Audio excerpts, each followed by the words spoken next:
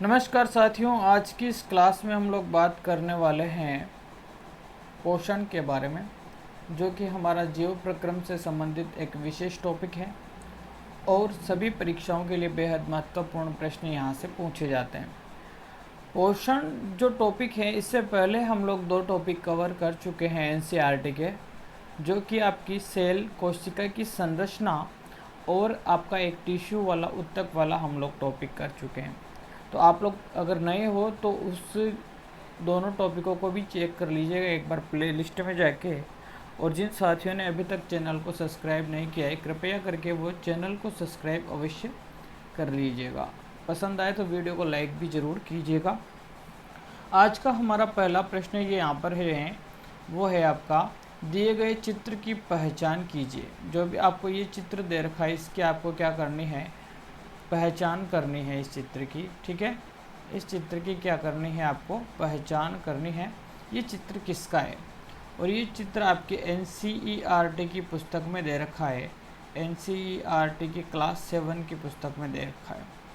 ये चित्र आपको याद होना ज़रूरी है। बाय द वे, एग्जामिनर ने डायरेक्ट क्वेश्चन पूछ लिया इसे चित्र देके, तो प्रत्येक चित्र के आपको नाम भी अवश्य पता होना चाहिए, क्योंकि साइंस जो है आपका वो प्रैक्टिकल सब्जेक्ट है, ना कि थ्योरिकल सब्जेक्ट। ठीक है, तो अगर मैं बात करूँ क्या ये चित्र कुसकुट्टा का है क्या, तो कुसकुट्टा को हम कहते हैं अमरबेल। क्या कहते हैं साथियों, अमरबेल हम कुसकुट्टा को कहते हैं।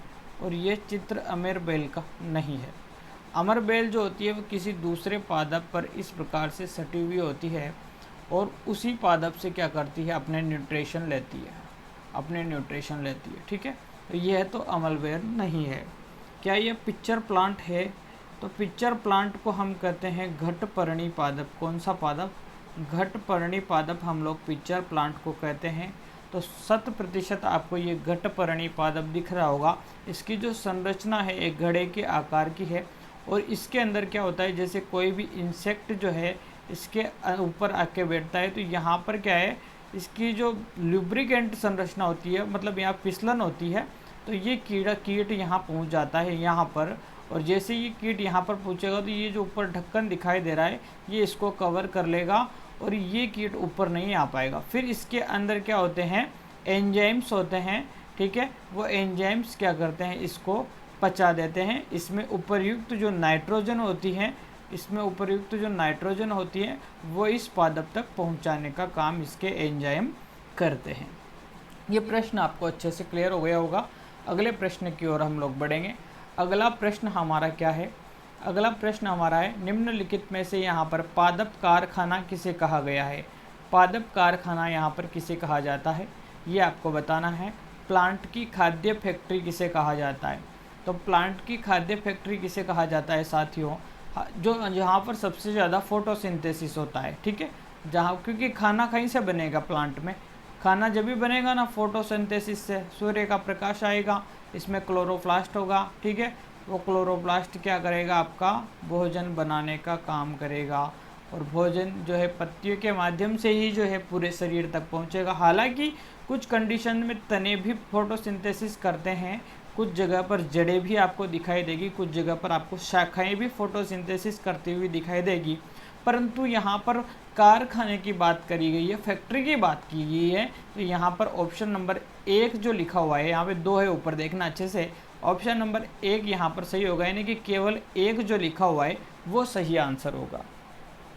अगले प्रश्न की ओर हम लोग बढ़ेंगे। अगला प्रश्न हमारा क्या कहता है, प्रकाश संश्लेषण के लिए निम्नलिखित में से कौन आवश्यक हैं। क्या क्लोरोफिल आवश्यक हैं, तो आप अभी हमने बात की थी कि क्लोरोफिल जो होता है वो पत्तियों में पाया जाता है, और इस क्लोरोफिल की उपस्थिति में ही क्या संभव होती है, प्रकाश संश्लेषण की क्रिया आवश्यक होती।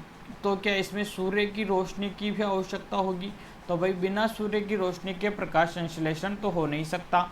तो क्या है, इसमें कार्बन डाइऑक्साइड भी होगी, बिल्कुल CO2 यहाँ पर होगी, और साथ में क्या होगा, H2O आपका होगा, तब जाके आपका क्या बनेगा, C6H12O6 बनेगा। फिर इसके बाद में आपका क्या बन जाएगा, यहाँ पे ऑक्सीजन बन जाएगी। ठीक है, तो यहाँ पर ये प्रोसेस होगी, तो इसमें ये भी उपस्थित होना ज़रूरी है, ये भी उपस्थित होना जरूरी है, यानी कि ABCD यहाँ पर सही आंसर होगा। कंप्लीट रिएक्शन आप सभी को पता होगी। एक बार सभी मैंने पूरी रिएक्शन नहीं की है, यहाँ पर परमाणु भार कितना होगा जो भी आपको लिखना है, एक बार सभी के सभी कमेंट बॉक्स में मुझे ये जो है प्रकाश संश्लेषण की जो है रिएक्शन कमेंट बॉक्स में आप लोग जरूर लिखेंगे, ठीक है। तब मुझे भी पता चले ना कि कौन कौन यहाँ पर क्लास डेली अटेंड कर रहा है, ठीक है। हाँ, तो प्रकाश संश्लेषण के संबंध में निम्नलिखित कथनों पर आपको विचार करना है। प्रकाश संश्लेषण की क्रिया में ऑक्सीजन गैस एवं प्रोटीन का निर्माण होता है, और यहाँ पर हमें कौन सा कथन देखना है, सही कथन। तो क्या अभी हमने देखा था, तो क्या वो प्रोटीन का निर्माण हो रहा था? आप कहोगे सर नहीं, वो तो हमारा आपका कार्बोहाइड्रेट का निर्माण हो रहा था, या फिर हमारी ग्लूकोज का निर्माण हो रहा था, ठीक है। तो अगर कार्बोहाइड्रेट का निर्माण हो रहा था, या फिर आप कह सकते हो कि सर ग्लूकोज का निर्माण हो रहा था, ठीक है, परंतु प्रोटीन का निर्माण कतई नहीं हो रहा था, यानी कि ऑप्शन नंबर 1 तो हमारा हो गया गलत। पत्तियों के अलावा पौधे के अन्य हरे भागों से बिल्कुल प्रकाश संश्लेषण नहीं होता, तो यह भी बात क्या हो गई हमारी गलत, क्योंकि अभी हमने कहा था कि पत्तियों के अलावा कुछ हद तक तनों से या कुछ हद तक जड़ों से भी प्रकाश संश्लेषण की प्रक्रिया देखने को मिलती है। तो यहाँ पर ना तो पहला आंसर सही है, ना ही दूसरा आंसर। अगले प्रश्न पर चलेंगे। पिक्चर प्लांट, वीनस फ्लाईट्रैप और सन ड्यू निम्नलिखित में से कौन सा पादप कीटों को पकड़कर अपना आहार प्राप्त करते हैं? तो ये तीनों के तीनों ही जो है आपका पिक्चर प्लांट, अभी मैंने बताया था घटपर्णी जिसे बोलते हैं, वीनस फ्लाईट्रैप और सन ड्यू, ये तीनों ही क्या हैं?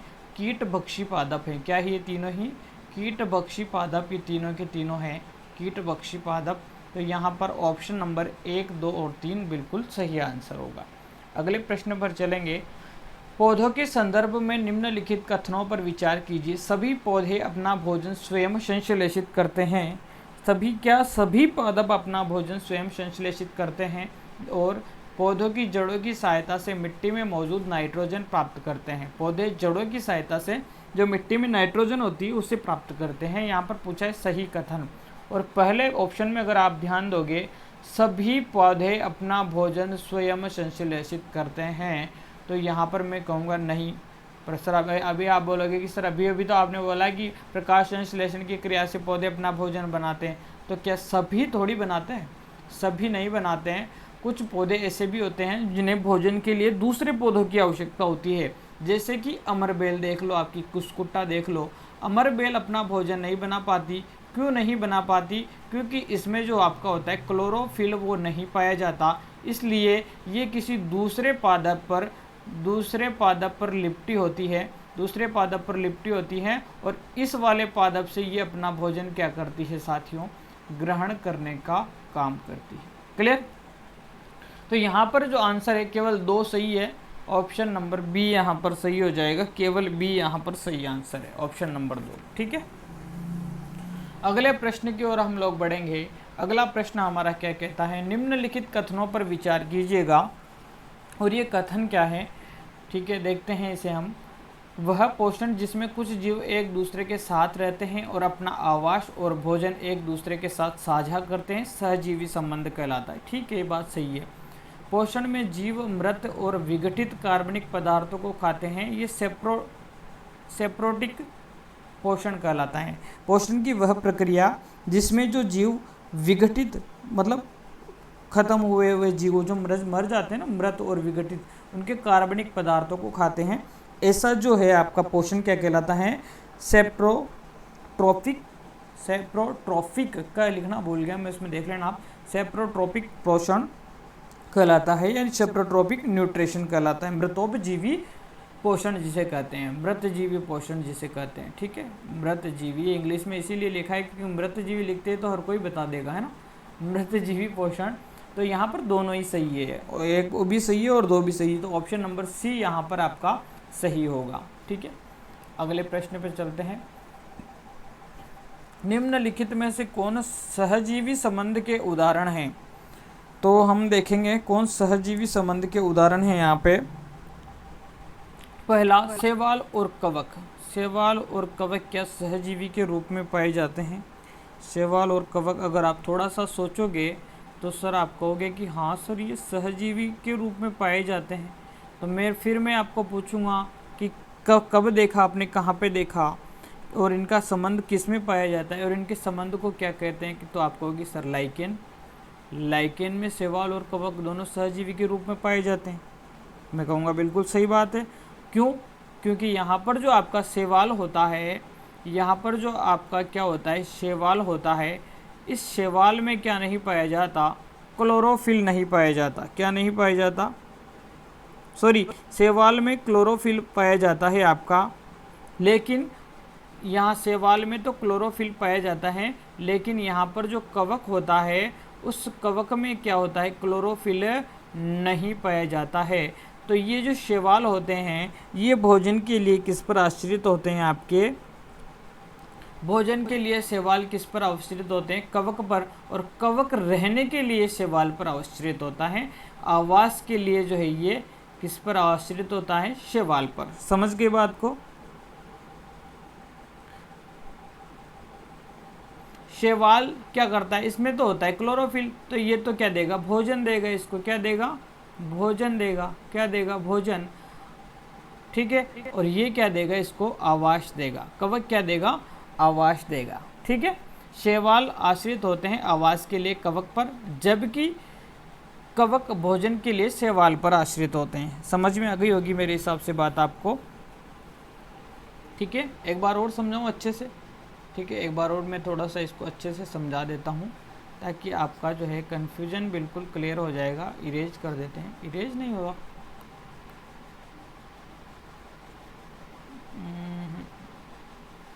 इरेज क्यों नहीं हो रहा है?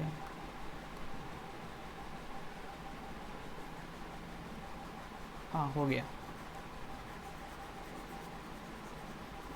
एक सेकेंड, थोड़ा सा समय लूँगा पर अच्छे से समझा दूंगा आपको, है ना।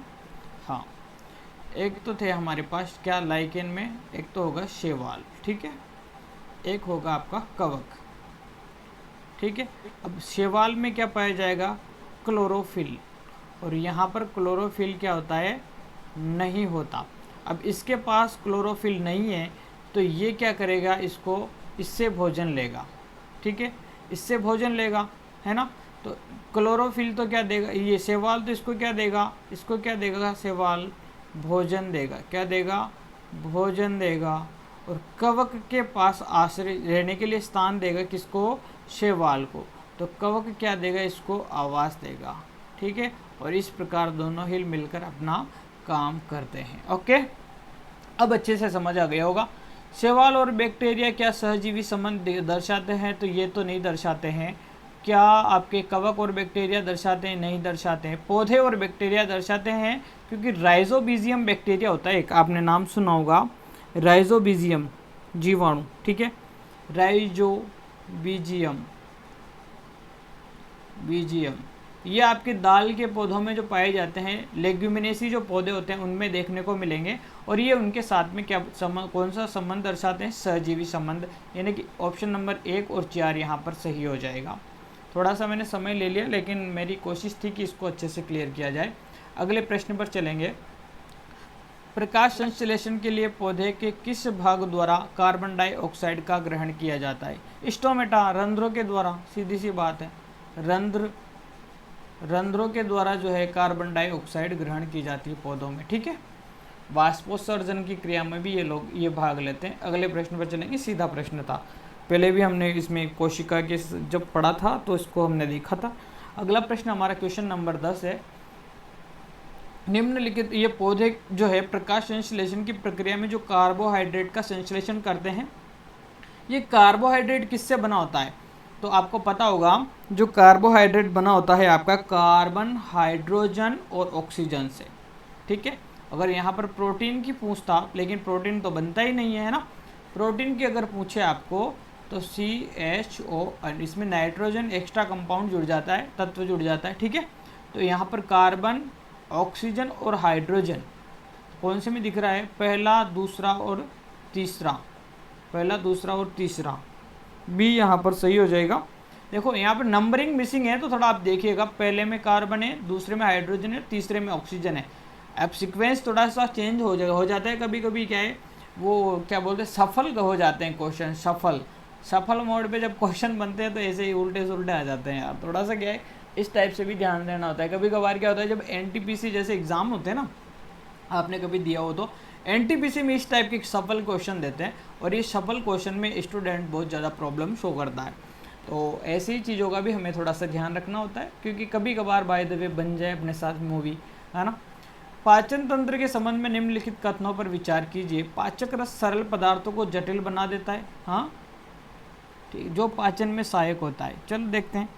पेट की भीतरी दीवार, छोटी आंत और आहार नाल से जुड़ी ग्रंथियां पाचक रसों का स्त्राव करती हैं। उपयुक्त में से कौन सा कथन है जो गलत है?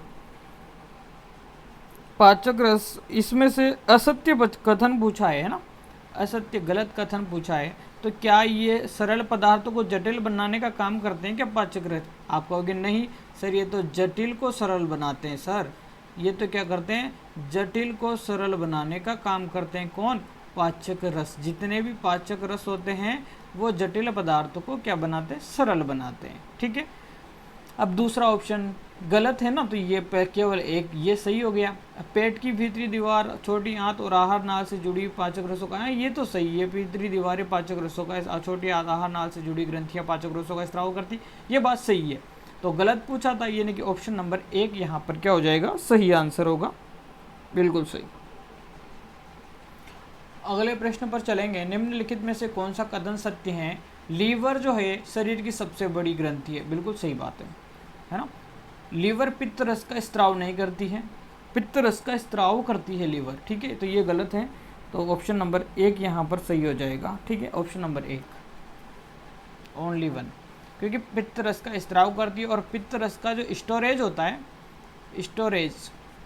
स्टोरेज कहाँ पे होता है, वो आपका पित्ताशय में होता है, ठीक है, पित्ताशय में होता है स्टोरेज, पित्ताशय में होता है।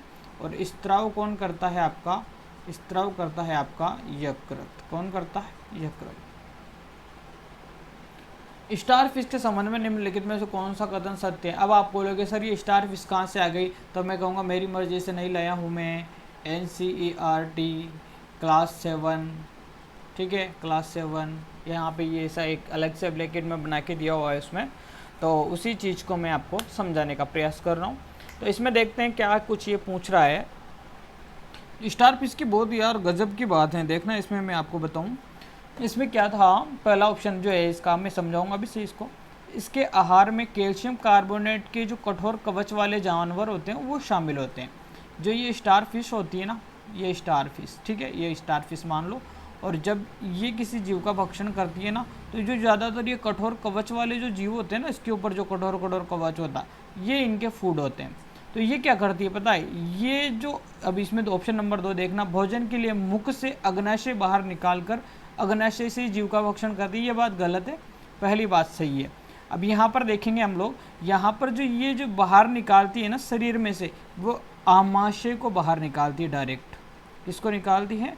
आमाशय को। और इस आमाशय से ही इस जीव का क्या कर लेती है, भक्षण कर लेती है, और इस आमाशय को फिर वापस इसके अंदर ले जाती है। ठीक है, समझ गए बात को। मुंह से आमाशय को बाहर निकालेगी, इस जीव का भक्षण करेगी और वापस इसको कहाँ ले जाएगी, अंदर ले जाएगी। यानी कि ऑप्शन नंबर 1 सही है, अग्नाशय नहीं है, आमाशय है। ठीक है, अगले प्रश्न पर चलेंगे। निम्नलिखित में से सत्य कथन है, घास में सेल्यूलोज की प्रचुर मात्रा होती है जो एक प्रकार का कार्बोहाइड्रेट है। ठीक है, बात सही है। मानव में सेल्यूलोज का पाचन संभव होता है? कदापि नहीं, क्योंकि मानव में अंधलाल नहीं पाई जाती है ना। और जो रेमेनेंट जो जंतु होते हैं, रेमेनेंट जंतुओं में ही जो है अंधनाल पाई जाती हैं, रेमेनेंट जंतुओं में अंधनाल पाई जाती, मानव रेमेनेंट नहीं है। मानव में तो आपको पता है कि एक अवशेषी अंग है अपेंडिक्स वाला, है ना, वर्मिकुलर अपेंडिक्स जो है वो भी अभी जो है अवशेषी अंग के रूप में पाया जाता है। जो प्राचीन आदि मानव हुआ करते थे उनमें शायद सेल्यूलोज के पाचन के लिए उस अंग को दिया गया था, परंतु अभी वर्तमान में मानव में किसी भी प्रकार का सेल्यूलोज का पाचन संभव नहीं है। तो ये बात तो आपकी गलत है। और मनुष्य में आहार नाल के में एक विशेष प्रकार की अंधनाल नहीं पाई जाती है, क्योंकि मानव कोई जानवर नहीं है, रेमेनेंट जंतुओं में पाई जाती है। मैं बता रहा हूँ ना, रेमेनेंट जो जंतु होते हैं उनमें अंधनाल पाई जाती है और उन्हीं में सेल्यूलोज का पाचन होता है। तो यहाँ पर उपरोक्त सभी नहीं होगा, तीसरा भी गलत है, दूसरा ऑप्शन नंबर 1 यहाँ पर सही होगा। इसको पाचन के प्रमुख चरणों को देखेंगे आप लोग। सबसे पहले जो है प्रोसेस है, ये पहला अगर मैं बात करूं तो सबसे पहले होती है प्रोसेस अंतःग्रहण की, ठीक है, अंतर्ग्रहण की। अंतर्ग्रहण आपके मुंह से होगा, ठीक है, मुंह से होगा, है ना, और मुंह में जैसे ही भोजन जाता है ना, उस प्रोसेस को हम क्या कहते हैं, अंतर्ग्रहण। इसके बाद में अब मुंह से ही पाचन स्टार्ट हो जाता है, तो यहाँ पर आ जाएगा उसके बाद में पाचन। पाचन के बाद में जब पाचन यहाँ से शुरू हो गया तो उसके बाद में आपकी अवशोषण की प्रोसेस होगी, ठीक है, अवशोषण छोटी आंत में। फिर अवशोषण के बाद आपका होगा स्वांगीकरण। क्या होगा, स्वांगीकरण। स्वांगीकरण मतलब न्यूट्रिशन वगैरह एब्जॉर्ब करने का काम बॉडी में हो जाएगा, ठीक है। फिर इसके बाद में जो मटेरियल वेस्टेज मटेरियल है उसको आपको क्या कर दोगे, निष्कासन की प्रक्रिया के द्वारा बाहर निकाल दोगे, मल द्वार के द्वारा, ठीक है, निष्कासन की प्रक्रिया द्वारा, ठीक है। तो यहाँ पर ऑप्शन नंबर ए मेरे को सही लग रहा है, वही सही आंसर होगा। अगले प्रश्न पर चलेंगे। निम्नलिखित में से असुमेलित है। लाला ग्रंथि लाला रस का स्त्रावण करती है। बिल्कुल सही बात है। अब ये लाला ग्रंथि क्या होती है, ये आप मुझे एक बार सर्च करना, मुझे तो पता है परंतु आपको भी थोड़ी मेहनत करने की ज़रूरत है। ये लाला ग्रंथि कहाँ पाई जाती है? अगर आपने एनसीईआरटी का अध्ययन किया होगा तो 100% आप इसका जवाब मुझे कमेंट बॉक्स में दोगे। लाला ग्रंथि जो है वो कहाँ पाई जाती है, और ये लाला रस का ही स्त्रावण करती है, ठीक है। तो ये लाल ग्रंथि होती है, सलेवरी ग्लैंड्स वगैरह, इन्हीं को लाला ग्रंथि कहते हैं। ज़्यादा ढूंढने की आपको आवश्यकता नहीं है। आमाशय, आमाशय में अम्लों का निर्मोचन होता है, HCl वगैरह यहाँ पे पाए जाते हैं, ठीक है। यकृत पित्त रस का स्त्रवण करता है, ठीक है। अब और यकृत जो पित्त रस का स्टोरेज कहाँ होता है वो आपको पता है, मैंने अभी बताया था, वो पित्ताशय में होगा। मलाशय बिना पचे हुए भोजन का भंडारण करता है, ठीक है, ये बात भी सही है। शुद्रांत पाचन का पूरा हो जाता है, यहाँ पे पाचन का पूरा होना यहाँ पर होता है, ठीक है। जल का अवशोषण बृहदांत्र में होता है, यानी कि सभी बातें सही है, क ख ग घ छ छ सही है, इनमें से कोई नहीं इसका आंसर होगा। ओके, अगले प्रश्न की ओर चलेंगे। इस सूची को मिलाओगे आप लोग, इस सूची को मिलाइएगा। हाँ, क्या कह रहा है, आमाशय जो है आपका, आमाशय क्या करेगा, आमाशय इसमें देखेंगे हम लोग, शरीर की सबसे बड़ी ग्रंथि नहीं है। शरीर की सबसे बड़ी ग्रंथि कौन सी, यकृत। अभी देखा, पढ़ा था ना हमने, यकृत, ये ठीक है। बड़ी आंत क्या करेगी, बड़ी आंत जल का अवशोषण करेगी, ये देख लिया। छोटी आंत पचे हुए भोजन का रुधिर की वाहिकाओं में अवशोषण करेगी। और आपका बचा हुआ आमाशय जो है आपका अम्ल का निर्मोचन, यानी कि MA4, चलो इसमें भी है, इसमें भी है, ठीक है। और बी छोटी आंत में क्या है, छोटी आंत में दो, यानी कि बी वाला आंसर सही हो जाएगा। और बड़ी आंत में 3, तो 3 का 3, ठीक है, ये 1 हो गया, बी वाला आंसर यहाँ पर सही होगा। अगले प्रश्न की ओर लोग हम बढ़ेंगे। अमीबा के संबंध में निम्नलिखित कथनों पर विचार कीजिए। यह जलाशयों में पाए जाने वाला एक कोशिक जीव है, ठीक है, जलाशयों में पाया जाता है अमीबा। अमीबा अपनी आकृति एवं स्थिति निरंतर बदलता रहता है। आपने देखा ही होगा अमीबा क्या चीज़ होती है ना, मैंने कल वाली वो जो कोशिका वाली क्लास में भी इसके बारे में बात की थी। अमीबा की कोशिका में एक कोशिका झिल्ली एवं एक गोल सघन केंद्र कोशिका द्रव में बुलबुले के समान अनेक धानियाँ होती, ठीक है, ये बात भी सही है, सभी सही है। अमीबा के बारे में कोई भी बात यहाँ पर गलत नहीं बोली गई है, अमीबा में सभी सही है, ठीक है। हाँ, अगले प्रश्न की ओर चलेंगे। इजी क्वेश्चन में ज़्यादा समय नहीं लूँगा, जहाँ समझाने वाली चीज़ें होती हैं वहाँ पे मैं अच्छे से समझाने का प्रयास करूँगा। कार्बोहाइड्रेट, प्रोटीन और वसा प्रमुख खाद्य घटक है, क्या इनको खाने के रूप में काम में लिया जा सकता है? तो आप कहोगे सर बिल्कुल, कार्बोहाइड्रेट, प्रोटीन, वसा सभी को हम खाने, जैसे वसा में घी वगैरह ले लो, प्रोटीन में अंडे वगैरह, पनीर वगैरह, कार्बोहाइड्रेट में बनाना वगैरह, तो सभी खाद्य घटक है, ठीक है। पशुओं के शरीर में इनका पाचन इसी रूप में होता है। क्या कार्बोहाइड्रेट का पाचन डायरेक्ट कार्बोहाइड्रेट में होता है? क्या प्रोटीन डायरेक्ट प्रोटीन के रूप में ही जाएगा शरीर में? क्या फैट जो है डायरेक्ट फैट के ही रूप में जाएगी? तो आप कहोगे सर बिल्कुल नहीं, बिल्कुल नहीं। क्यों नहीं, अभी मैं बताऊंगा। केवल एक इसका सही आंसर होगा, ठीक है, केवल एक इसका सही आंसर होगा। क्योंकि अगर मैं बात करूं कार्बोहाइड्रेट की, ठीक है, थोड़ा सा ध्यान रखना, कार्बोहाइड्रेट की अगर मैं बात करूं तो कार्बोहाइड्रेट का पाचन ग्लूकोज के रूप में होता है, ना कि डायरेक्ट कार्बोहाइड्रेट के रूप में, ठीक है। पहला क्वेश्चन समझ में आया। दूसरी चीज़, प्रोटीन का जो पाचन होता है वो एमिनो एसिड के रूप में होता है, ठीक है। किसके रूप में होता है? एमिनो एसिड के रूप में, ठीक है, ये बात समझ आई। और जो आपके जो बचा है वसा का पाचन जो होता है, वसा का पाचन ग्लिसरॉल के रूप में होता है। ठीक है, वसा का पाचन किसके रूप में होता है? ग्लिसरॉल के रूप में या फिर अम्ल के रूप में। ठीक है, तो ये इसका सही आंसर होगा, यानी कि ऑप्शन नंबर 1 यहाँ पर करेक्ट है, दूसरा गलत है। अगले प्रश्न पर चलेंगे। पाचन की क्रिया के संदर्भ में निम्नलिखित कथनों पर विचार कीजिएगा। ये देखो, कार्बोहाइड्रेट जो है सरल शर्करा जैसे कि ग्लूकोज में परिवर्तित हो जाता है, सही बात है। वसा जो है वशीय अम्ल और ग्लिसरॉल में परिवर्तित हो जाता है, बिल्कुल सही बात है। और प्रोटीन अमीनो अम्ल में परिवर्तित होता है, अभी भी देखा है हमने। सभी कथन यहाँ पर सत्य है, सभी कथन क्या है यहाँ पे? सत्य है यहाँ पर। ठीक है, अभी अभी पढ़ा है ना यार, इसमें तो क्या कुछ सोचना। अगले प्रश्न पर चलेंगे हम लोग। अगला प्रश्न हमारा देखिएगा ध्यान से, अगला प्रश्न क्या कह रहा है। ठीक है, अगला प्रश्न कह रहा है हमारा, निम्नलिखित कथनों पर विचार कीजिए। स्वपोषी जीवों की ऊर्जा की आवश्यकता प्रकाश संश्लेषण द्वारा पूरी हो जाती है। ठीक है, सही बात है, एनर्जी मिली जाती है, एटीपी वगैरह बन जाते हैं, हो जाएगा, सही है। पौधों के द्वारा अप्रयुक्त कार्बोहाइड्रेट को उसके ग्लाइकोजन के रूप में संचित किया जाता है क्या? क्या पौधे जो है कार्बोहाइड्रेट को ग्लाइकोजन के रूप में संचित करते हैं? तो आप कहोगे नहीं, स्टार्च के रूप में संचित करते हैं, हाँ, मंड के रूप में संचित करते हैं। और ये देखो, मानव शरीर में भोजन का कुछ भाग मंड के रूप में नहीं होगा, ये भी गलत है, ये होगा ग्लाइकोजन के रूप में। इसके रूप में होगा ग्लाइकोजन। मानव में जो स्टोरेज फूड होता है वो जो बनेगा वो ग्लाइकोजन के रूप में चेंजेज होगा, कार्बोहाइड्रेट वगैरह, हाँ। और इसमें जो चेंजेज होंगे वो किसके रूप में होंगे? स्टार्च के रूप में चेंजेज होंगे। समझ गए मेरी बात को या नहीं समझे? ये तो सीधा ही है ना यार प्रश्न, इसमें तो कुछ ज़्यादा बड़ी बात नहीं है। हाँ, जो पौधे होते हैं, पौधों में कार्बोहाइड्रेट डायरेक्ट मंड के रूप में या स्टार्च के रूप में संचित होता है।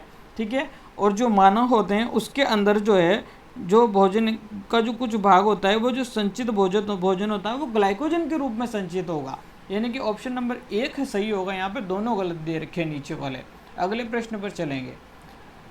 प्रकाश संश्लेषण के प्रक्रम में स्वपोषी द्वारा बाहर से लिए गए पदार्थों को संचित ऊर्जा के रूप में बदल लिया जाता है। प्रकाश संश्लेषण के इस प्रक्रम में घटनाओं के संबंध में निम्नलिखित कथनों पर विचार कीजिए। ठीक है, ये देखते हैं। क्लोरोफिल द्वारा प्रकाश ऊर्जा को अवशोषित करना। ठीक है, प्रकाश ऊर्जा रासायनिक ऊर्जा में रूपांतरित करना और जल के अणुओं और हाइड्रोजन एवं ऑक्सीजन में अपघटन। सही है ये भी बात। कार्बन डाइऑक्साइड का कार्बोहाइड्रेट में अपचन। ठीक है, ये भी सही है। तीनों कथनों में से सही, तीनों ही सही है। तो कौन सा सही क्या है? ये गलत दे दिया है यहाँ पे, तीनों ही कथन यहाँ पर सही है, इसमें कोई संशय नहीं है। ठीक है, क्लोरोफिल द्वारा प्रकाश ऊर्जा अवशोषित की जाती है, ये भी मैंने पत्ती में आपको बताया था ना, वो क्लोरोफिल पाया जाता है और जो है प्रकाश की एनर्जी को एब्जॉर्व करने का काम करता है। ठीक है, प्रकाश ऊर्जा को रासायनिक ऊर्जा में बदलेगा। जो जल के अणु है उसमें हाइड्रोजन और ऑक्सीजन का अपघटन होगा। ठीक है, सही है। तो अगले प्रश्न पर चलेंगे। पौधे के संबंध में निम्नलिखित में से कौन सा कथन सही नहीं पूछा है? ठीक है, सही उत्तर सही नहीं बताना है ना, जो गलत है वो वाला बताना। इनमें वायुमंडल में गैसों का आदान प्रदान रंध्रों के माध्यम से होता है तथा जड़ तना एवं जड़ इस आदान प्रदान में भाग नहीं लेते हैं। गैसों का जो आदान प्रदान है वो रंध्रों के माध्यम से होता है। सॉरी, पहला ऑप्शन रह गया यहाँ पे। निम्नलिखित में से क्लोरोफिल क्लोरोप्लास्ट नामक कोशिकांग में उपस्थित होता है। क्लोरोफिल क्लोरोप्लास्ट नामक कोशिकांग में उपस्थित होता है, ये तो बात सही है। कथन एक तो सही है ना? कथन एक तो हमारा क्या है? सही है। ठीक है, दूसरा क्या है? ये तो सही है ना, सही नहीं पूछा है हमसे। और इनमें वायुमंडल में गैसों का आदान प्रदान होता है, इसमें तने एवं जड़ें इस आदान प्रदान में भाग नहीं लेती है, तो ये बात गलत है। कुछ हद तक जो है आपका तनों और जड़ों में भी गैसों का आदान प्रदान होता है, कुछ हद तक होता है, तो यहाँ पर बिल्कुल लिखा हुआ है कि भाग नहीं लेती, ये बात गलत है। ठीक है, ये मृदा से प्राप्त नाइट्रोजन को अकार्बनिक नाइट्रेट तथा नाइट्राइट के रूप में ग्रहण करते हैं, तो ये बात भी सही है। तो हमें तो यहाँ पर गलत उत्तर चुनना है, तो ऑप्शन नंबर 2 हमारा यहाँ पर सही होगा। ठीक है, अगले प्रश्न पर चलेंगे। निम्नलिखित कथनों पर विचार कीजिए। ब्रेड मोल्ड्स और यीस्ट में भोजन के पदार्थों का विघटन शरीर के बाहरी कर दिया जाता है, उसके बाद इनका अवशोषण होता है। दूसरा ऑप्शन, सभी एक कोशिकीय जीवों में भोजन संपूर्ण सतह से ग्रहण किया जाता है। सभी से, अरे देख क्या बोल दिया इसने, हाँ सभी से थोड़ी ना होता है यार, सभी से नहीं होगा। इसमें सिर्फ एक ही बात सही है, दूसरी बात तो क्या है, गलत है। पहली बात सही नहीं पूछा है ना, तो सही नहीं तो केवल दूसरी है, क्योंकि सभी एक कोशिकीय जीव जो है पूरी सतह से भोजन नहीं करते हैं ग्रहण। जैसे कि मान लो आपकी जो पैरामीशियम है वो, उसका एक निश्चित स्थान होता है भोजन ग्रहण करने के लिए। तो अमीबा जैसे जीव तो है कंप्लीट पूरी बॉडी से ही, अमीबा जैसे जीव तो है पूरे शरीर से भोजन को ग्रहण कर सकते हैं, कहीं से भी पूरे शरीर में से, ठीक है। परंतु पैरामीशियम जो जैसे जीव है ना, ये पैरामीशियम मान लो, इसमें एक पर्टिकुलर प्लेस होता है भोजन के ग्रहण करने का, तो ये पूरे शरीर से भोजन ग्रहण नहीं कर सकते। तो सभी थोड़ी आ गए पूरे शरीर से भोजन ग्रहण नहीं कर सकते, तो सभी एक कोशिकीय जीव संपूर्ण सतह से भोजन ग्रहण थोड़ी कर सकते हैं, नहीं कर सकते ना, तो ये बात गलत थी यहाँ, ठीक है। अगले प्रश्न पर, भोजन के समय मुख में आने वाली लार के संदर्भ में निम्नलिखित में से कौन सा सही है। यह लाला ग्रंथि से निकलने वाला एक रस है, स्लेवरी ग्लैंड, ठीक है, और इसमें एमाइलेज पाया जाता है, ठीक है, दोनों सही है, ये तो याद होगा आपको। अगले प्रश्न पर चलेंगे। भोजन के पाचन के लिए हाइड्रोक्लोरिक अम्ल एवं प्रोटीन पाचक एंजाइम पेप्सिन तथा श्लेष्मा का स्त्रवण होता है, बिल्कुल सही बात है, HCl का होगा, ठीक है, और प्रोटीन के पाचन के लिए पेप्सिन और श्लेष्मा का स्त्रवण होता है। अब पूछ क्या रहा है, इनका जो स्त्रवण शुद्रांत के द्वारा किया जाता है। दूसरा, हाइड्रोक्लोरिक अम्ल पेप्सिन एंजाइम की क्रिया में सहायता करता है, ये तो सही है। श्लेष्मा आमाशय की आंतरिक स्तर की अम्ल से रक्षा करती है, ये भी ठीक है, परंतु इसका पाचन शुद्रांत द्वारा किया जाता है, इसको थोड़ा सा देखना है, इसका पाचन शुद्रांत के द्वारा किया जाता है। क्या पूछ रहा है यार ये, हाँ सही है, सही है। ऑप्शन नंबर बी और सी तो सही है, लेकिन एक हमारा यहाँ पर क्या हो जाएगा, गलत हो जाएगा, पहला, क्योंकि इसका जो पाचन होता है हाइड्रोक्लोरिक अम्ल प्रोटीन श्लेष्मा आमाशय की भित्ति के द्वारा होता है ना, तो कथन एक गलत है हमारा यहाँ पर, कथन एक गलत। सही उत्तर चुनना है हमें, 2 और 3 हमारा सही है, पहला गलत है, ठीक है, पहला हमारा क्या हो जाएगा, गलत हो जाएगा कथन, ठीक है, और दूसरा हमारा सही है, तीसरा भी हमारा सही है। इनका स्त्रावण शुद्रांत के द्वारा थोड़ी होता है, HCl का जो है आपका आमाशय से होता है, आपको पता है HCl वगैरह आमाशय से निकलता है। आपको पता है यहाँ पे पेप्सिन है, तो पेप्सिन आपको पता है कि ये भी आमाशय से निकलता है, श्लेष्मा भी आमाशय में होती है, तो यहाँ शुद्रांत का क्यों नाम बदनाम कर रहे हो आप लोग। तो आपको सही उत्तर चुनना है ना, हाइड्रोक्लोरिक अम्ल पेप्सिन एंजाइम ये सही है, और ये श्लेष्मा इसके आंतरिक स्तर की रक्षा करता है, ये भी सही है, तो 2 और 3 सही है, पहला आपका गलत हो जाएगा। क्लियर, हाँ। अब देखते हैं शुद्रांत के संबंध में निम्नलिखित में से कौन सा कथन सही नहीं है, कौन सा कथन सही नहीं है, शुद्रांत के संबंध में कौन सा कथन सही नहीं है, ये बताना है आपको, ठीक है। तो पहला, पाचन की क्रिया में भोजन में आमाशय के बाद शुद्रांत में प्रवेश करता है, ठीक है, ये बात सही है। आमाशय जो होता है ना, इसके बाद इस टाइप से डिजाइन होती है, फिर आपकी छोटी आंत वाले भाग में जाता है, तो ये सही है। शुद्रांत में कार्बोहाइड्रेट, प्रोटीन और वसा का पूर्ण पाचन स्थल है, ठीक है, यहाँ पर अवशोषण हो जाता है सबका, ठीक है। शुद्रांत भोजन के पाचन के लिए पित्त रस और अग्नाशय रस दोनों अग्नाशय से प्राप्त करती है, दोनों अग्नाशय से नहीं, पित्त रस आपका यकृत से प्राप्त होगा, ठीक है, स्त्रवण होगा, और अग्नाशय आपका जो है, अग्नाशयिक जो रस जो है आपका, वो अग्नाशय से प्राप्त होगा, ठीक है, ये गलत है, ये गलत है, ठीक है। पाचित रस को शुद्रांत की भित्ति द्वारा अवशोषित, ये सही है। तो आपका ऑप्शन नंबर क्या पूछा है, सही नहीं है, तो ऑप्शन नंबर सी यहाँ पर हो जाएगा। अगले प्रश्न पे चलेंगे।